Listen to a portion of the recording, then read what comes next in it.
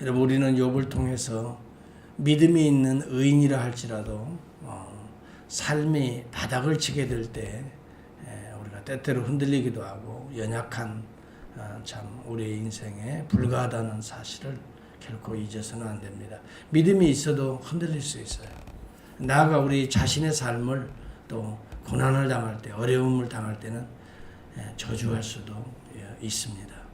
이것을 우리가 인정하고 자연스럽게 받아들여야 됩니다. 아니, 그렇게 믿음이 있다고 하는데 어떻게 저런 소리 할 수 있어? 때때로 우리가 그렇게 판단할 수도 있지만 막상 당해보세요. 여러분들이나 제가 막상 참 욥과 같은 일을 한번 당해보시라고요.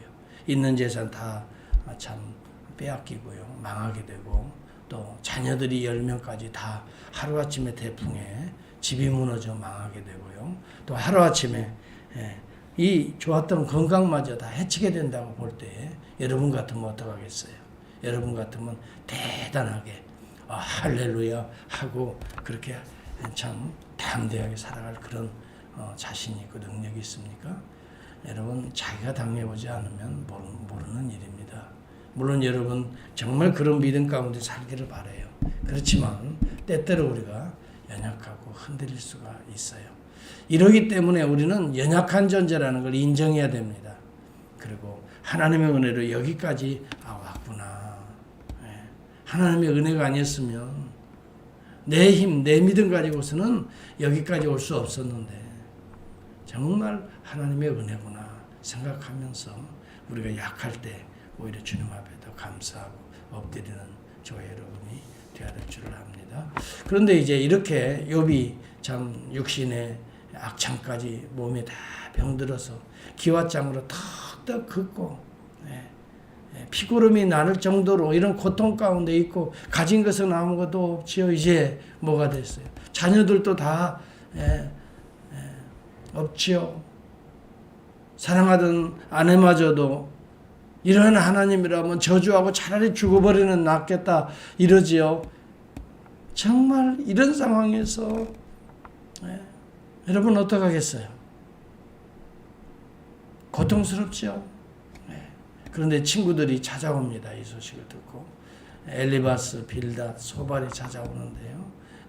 절망하는 욥을 보고 한 일주일간은 자기들도 말을 못한 거예요. 그렇잖아요. 어려움을 겪고 있는 자들을 만나면 무슨 이야기를 하겠어요. 그리고 그렇게 믿음으로 잘 견디며 또 연약한 사람들을 돌봐주며 또 힘들어하는 사람들을 찾아가서 위로하고 권면했던 이 욥이 이제 자기가 이런 어려움을 당하고 나니까 이 사람들도 한동안 말을 못하고 한 일주일을 그냥 지켜만 보고 있다가 드디어 그 중에 나이가 가장 많이 들었던 엘리바스가 먼저 욥에게 대화를 청하는 내용들이 나오는데요. 과연 엘리바스라고 해서 이러한 애매한 욥이 당하는 이 고난, 천상에서 이루어졌던 모든 일들을 다 할 수 있겠어요? 하나님의 비밀스러운 뜻을 다 알 수 있겠어요? 그런데 우리는 마치 아는 것처럼 이야기하는 거예요. 마치 자기가 다 하나님의 뜻을 아는 것처럼. 마치 여러분 우리 교인들 가운데도요. 어려움을 겪는 사람들이 있고 또 이웃 가운데 어려움을 겪을 때요. 마치 내가 그럴 줄 알았어. 그렇게 쉽게 판단하면 안 됩니다. 뭔가 숨겨진 죄가 있겠지. 남 모르는 하나님 앞에 그러니까 저렇게 저주를 받고 그러니까 저렇게 어려움과 고통을 받겠지. 여러분 우리는 그렇게 쉽게 판단하고 생각해서는 안 돼요. 자신이 당해보라고요. 우리가 그 일을 당할 때 여러분이 남이 그렇게 하면 좋겠어요. 그런데 우리 신앙인들 가운데에서 특별히 그런 모습을 우리가 보이는 때가 많아요. 우리 자신도 마음속으로는 혹시 그렇게 판단할 수도 있어요. 말은 그렇게 못하지만 그렇게 판단할 수 있겠죠. 뭔가 하나님 앞에 그래서 회개해야 돼. 물론 회개 항상 해야 되죠. 그 문제가 아니더라도 우리는 부끄러운 것이 많이 있지요. 그렇잖아요. 그렇지만 여러분 고통과 어려움 가운데 있을 때 그렇게 쉽게 말하는 거 아닙니다. 여기 본문에 말합니다. 엘리바스는 욥에게 뭐라고 말합니까? 생각하여 보라. 죄 없이 망한 자가 누가 있느냐. 다 죄 때문에 이렇게 망하고 있다. 그 말은 무슨 말이에요? 당신도 뭔가 죄가 있어서 이렇게 당하는 거 아니냐 이 말이죠. 정직한 자의 끊어짐이 어디가 있냐. 내가 정직하게 살았다면 이렇게 고통 가운데 어려움을 겪을 수 있겠느냐. 이 말이 맞는 것 같죠. 내가 보건대 악을 밭갈고 독을 뿌리는 자는 그대로 거두나니 다 하나님의 입기운에 멸망하고 그의 콧김에 사라지느니라. 여러분 죄 없이 망한 자가 어디 있어요? 맞는 말이지요. 여러분 다 죽을 때 죄 가운데 죽는 거잖아요. 정직한 자의 끊어짐이 어디 있는가? 일반적으로 맞으면 맞는 말이에요. 정직한 자는 다 잘 될 수밖에 없어요. 그렇지만요, 모든 문제가 다 그런 건 아니에요. 어떤 사안이, 특정한 사안이 꼭 어떤 특정한 죄 때문에 발생하는 것만은 아니라고요. 우리가 알잖아요. 욥이 무슨 이렇게 고통을 받고 이렇게 재앙을 받을 만큼의 특별한 무슨 죄를 범한 적이 있나요? 욥은 분명히 하나님이 인정할 만한 뭐예요? 의인이라고 그랬잖아요. 네. 물론 그렇다고 전혀 죄가 없다는 건 아니에요. 네. 그래도 하나님의 말씀에 순종하고 하나님의 말씀대로 우리 자녀들을 양육하고 네. 행이라도 생일 잔치에 갔다 와서 저 흥겨운 나머지 죄를 범했을까 모르니까 자녀들을 위해서 번제를 드리고 하나님 앞에 속죄의 제사를 드리고 이런 부모가 없어요. 그럼에도 불구하고 자녀들이 어려울 수도 있어요. 자녀들이 이렇게 하루아침에 폭망할 수도 있다고요. 우리가 여러분 어떤 특정한 문제가 있을 때 우리가 겸손하게 그렇게 생각해야 되죠. 내 자신을 돌아보고 행여라도 하나님 앞에 더 부끄러운 것이 없었나. 그러나 남이 그런 이야기를 그렇게 하는 건 아니죠. 그렇죠. 우리 자신은 겸손하게 하나님 앞에 혹시라도 내 자신을 돌아보며 그럼에도 불구하고 애매한 고난이라고 한다면 그것조차도 하나님 달겨받겠습니다. 믿음을 이런 가운데도 흔들리지 않겠습니다. 아무리 어려움이 와도 나는 하나님을 향한 이 믿음만큼은 흔들리지 않겠습니다 하면서 나아가는 모습이 욥의 모습이거든요. 물론 차라리 나지 않았더라면 이 꼴 보지 않고 좋았을 뻔했도다 하면서 생일을 저주하기는 했지요. 그렇지만 하나님을 저주하지는 않았죠. 하나님을 원망하고 하나님을 떠나지는 않았잖아요. 신앙을 그래도 붙들고 있잖아요. 그럼에도 불구하고 하나님이 그 가운데 지금 계시고 있잖아요. 욥을 연단시키고 계시잖아요. 그런데 네가 분명히 죄 없이 망한 자가 있느냐. 악을 밭갈고 독을 네가 뿌렸기 때문에 지금 이런 재앙을 거두고 있는 것이다. 이 말은 전형적인 동양의 인과응보의 사상입니다. 어떤 원인이 있기 때문에 결과가 나온다는 거예요. 불교가 이 점을 특별히 강조합니다. 현재의 불행은 전생의 업보라고 말하고 있잖아요. 엘리바스는 분명하게 욥이 뭔가 죄를 범하였기 때문에 지금 특별한 이런 재앙을 당하고 있다라고 말합니다. 뭔가 얘가 악을 밭갈았기 때문에 독을 뿌렸기 때문에 이런 고통과 재난을 당한다라고 말합니다. 딱 까닭 없이 당하는 상황이 아니라고 말합니다. 지금의 고통은 뭔가 전생의 업보가 있다라고 말합니다. 여러분, 물론 성경에 그런 부분이 없지 않아 있기는 있어요. 갈라디아서 6장 7절에 보면 스스로 속이지 말라. 하나님은 업신여김을 받지 아니하시나니 사람이 무엇으로 심든지 그대로 거두리라 이 말씀이 있어요. 분명하게 그런 부분이 일반적인 측면에서는 인정되는 이야기예요. 그렇지만 욥이 가지고 있는 특별한 이 상황은 그것과는 좀 다른 개념으로 봐야 된다는 말이죠. 예를 한번 들어볼게요.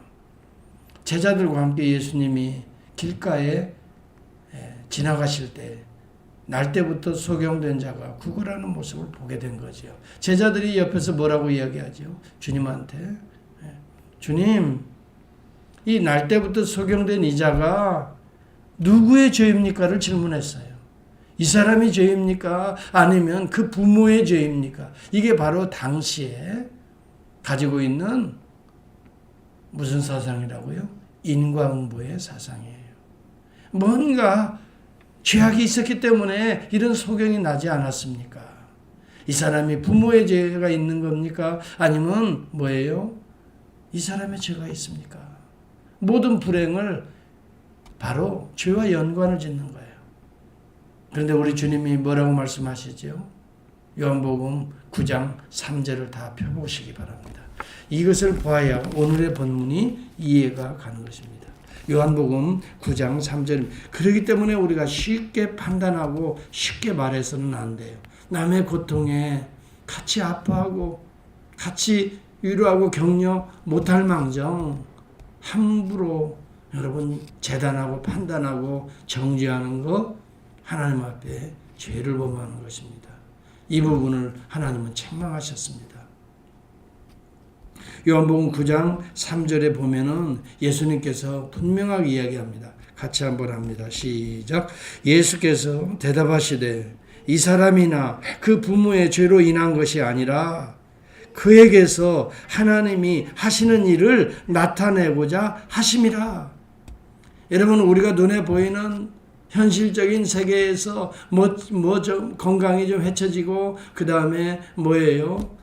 좀 재앙을 만나는 것 같고 이래도요, 그 속에 뭐가 있다고요? 하나님의 주권적인 허용 섭리가 있다는 거예요. 하나님의 영광을 나타낼 만한 그 일이 거기에 있는 것이지 부모의 죄라든지 어느 특정한 그 사람이 무슨 죄 때문에 발생하는 것은 아니라. 주님의 말씀을 여러분 거역하겠어요? 그런데 왜 사람들은 어떤 문제가 발생하면 분명히 그럴 줄 알았어요. 그 사람이 그런 죄악 때문에 이런 일이 생겼어. 판단하는 거 아니죠. 조심해야 됩니다. 그러나 우리는 쉽게 남을 판단하는 걸 좋아해요. 특히 남의 불행을 당한 걸 은근히 그렇게 고소롭게도 생각하는, 특히 자기가 좀 별로 좋아하지 않는 사람들 있어서 그런 일 당하면 어떻게 생각해요? 아주 고소하게 생각할 수도 있어요. 이게 죄악인 거예요. 이게 하나님 앞에 부끄러운 것이고요. 우리 그리스도인들은 행여 내가 싫어하는 사람일지라도 그런 어려움을 당할 때는 불쌍히 여기고 오히려 뭐예요? 기도해 줘야 돼요. 긍휼히 여기고 기도해야 돼요. 하나님의 뜻을, 하나님의 영광이 오히려 이 고난을 통해 나타나도록 기도해야 돼요. 이게 주님의 뜻 아니에요. 그 속에서 하나님의 일이 있다 이 말이에요. 그리고 그 소경의 눈을 열어주신다 이 말이죠. 진흙을 발라서 실로암 목가에 가서 씻으라. 그리고 그 눈을 뜨게 하시는 거예요. 이 주님이. 여러분, 우리는 이런 신유의 기적이 없다 할지라도 그를 어떻게 해야 돼요? 정죄하고 판단하는 것이 아니라 그를 통해 하나님의 영광이 나타나도록 어떻게 해야 될까요? 기도해야 되죠. 그렇잖아요.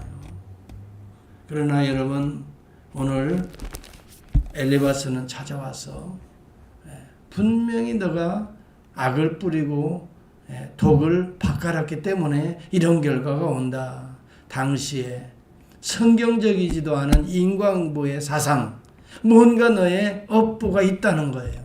전생의 업보가 있다. 불교적 사상, 이 윤회적 사상, 이것을 가지고 판단하고 재단하려고 했던 거예요. 우리는 알아야 됩니다. 일반적으로 그런 부분이 없지 않아 있어요. 우리가 인정합니다. 그렇기 때문에 우리는 이런 문제를 당할 때 우리 자신은 그렇게 생각하고 이렇게 겸손하게 하나님, 내가 알지 못하게 범죄한 게 있습니까? 라고 우리는 하나님 앞에 우리 자신을 살피고 적어도 씻고 하나님 앞에 겸손해질 수 있는 기회가 된다면 이것 또한 은혜의 기회지요. 그러나 쉽게 남의 알지 못하는 내밀한 하나님의 비밀스러운 주권적인 섭리를 이런 인과응보의 현대적인 어떤 당시의 문화적인 배경으로 나타나는 사상을 가지고 판단하고 정죄하고 비판하지 말라는 거예요. 야고보서 3장 1절은 그렇게 말합니다. 내 형제들아 너희는 선생된 우리가 더 큰 심판을 받을 줄을 알고 선생이 되지 말라 그랬어요. 따라서 합시다. 선생이 되지 맙시다. 예, 절대 남의 일에 간섭하고 남의 일에 쉽게 판단하고 정죄하지 말라 하는 말이에요. 예. 우리가 대충 뭐 그런 이야기도 있잖아요. 남이 하면 뭐에 불륜인데 자기가 하면 뭐라고요? 로맨스라고 말하고. 항상 자기는 어떻게 생각해요? 아주 그럴듯하게 생각해요.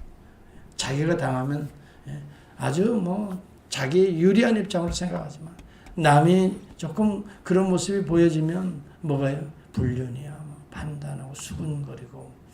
여러분 정말 우리 주님을 봐야 돼요. 날 때부터 소경된 자를 다루시는 우리 주님을 봐요. 긍휼히 여기는 마음, 그를 치유하고자 하는 마음으로 다가서지. 내가 뭐 때문에 이 일이 생긴 줄 아느냐. 정죄하고 판단하지 않았어요. 네. 여러분 불륜의 현장을 잡혀서 예수님 앞에 끌려온 이 한 여인을 우리 주님이 뭐라고 해요? 사람들은 돌을 들어서 치려고 해요. 율법의 조항을 들어서 치려고 그랬어요. 그때 우리 주님이 뭐라고 말해요? 죄 없는 자가 돌로 치라. 여러분 우리는 죄가 없어서 이렇게 뭐 편안하게 잘 사는 겁니까? 그렇지 않아요. 죄가 있음에도 불구하고 날마다 우리 주님의 보혈을 씻어주시고 은혜 가운데 우리를 살게 하시니까 저와 여러분이 오늘도 이렇게 존재하는 거예요. 죄 없이 뭐 의롭게 행해서 이렇게 뭐 건강하게 사는 게 아닙니다.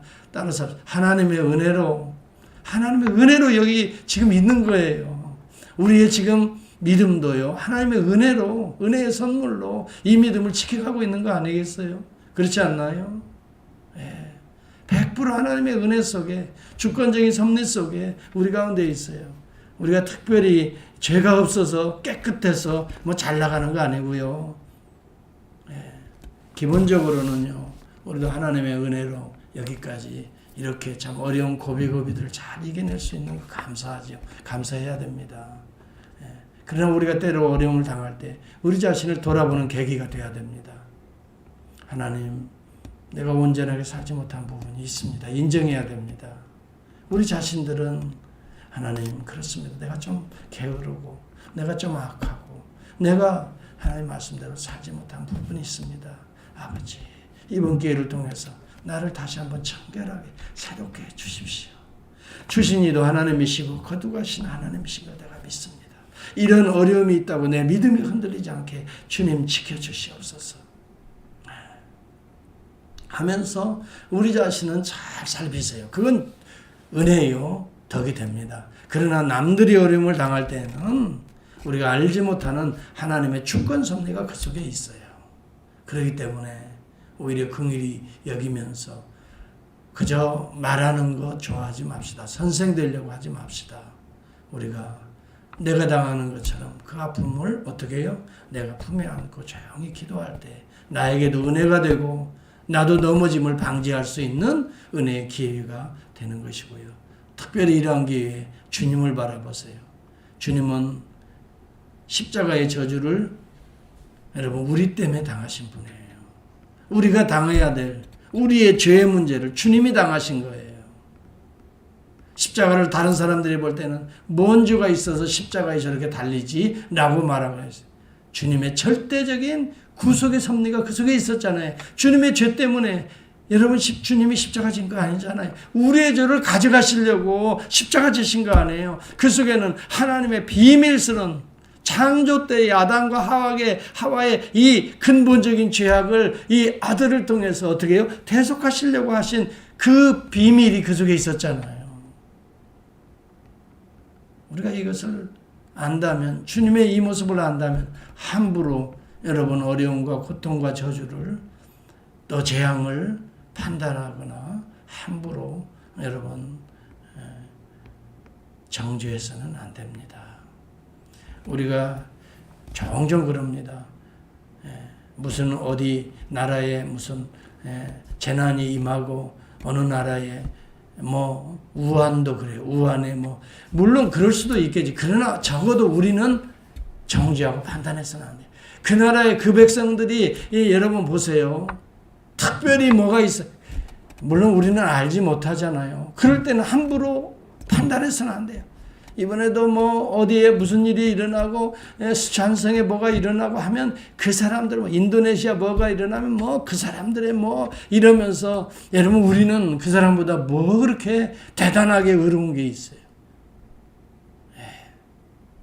다 하나님의 은혜라 생각하고 그러한 일들이 우리 안에 우리도 그런 재앙을 맞을 수 있지만 하나님께서 살려주시는 이유는 뭐예요? 남은 생에 어떻게 해요? 주의 복음을 위해서 살으라고 특별한 하나님의 비밀스러운 은혜와 사명이 우리에게 있기 때문에 우리를 오늘도 이렇게 살려주시는 거예요. 아멘입니까? 여러분 이런 겸손한 믿음으로 살아가야 여러분 교회가 교회다워지고 성도가 성도다워지는 거예요. 남들이 고통받고 어려움을 당할 때 손가락질하지 마세요. 우리 자신을 잘 살피면서 애매히 당하는 고난도 있거든요. 욕과 같이 우리 주님과 같이 생각하면서 오히려 긍휼히 여기고요. 나의 자신의 죄악들을 돌아볼 수 있는 은혜의 계기가 돼야 되지. 엘리베스와 같이 함부로 판단하고 함부로 정죄하는 특히요. 불교적인 사상으로 인과응보적인 것으로 뭔가 있지 뭔가 있으니까 그럴 거야 라고 여러분 쉽게 형제들을 가슴 아프게 하지 마세요. 이것이 오늘 저와 여러분이 욥기를 통해서 주시는 하나님의 뜻이 담겨져 있는 것입니다.